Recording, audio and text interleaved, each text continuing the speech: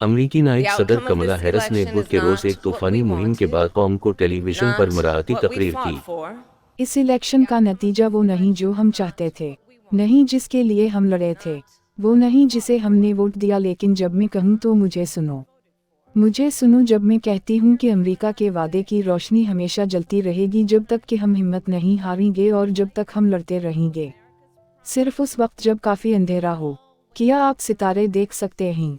आइए हम आसमान को एक शानदार अरबों सितारों की रोशनी से भर दें।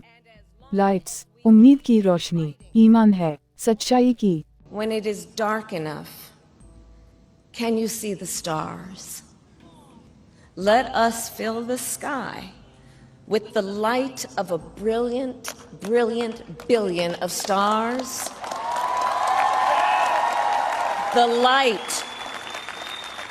light of optimism, of faith, of truth and service. ये है रेडियो जीवे पाकिस्तान डिजिटल।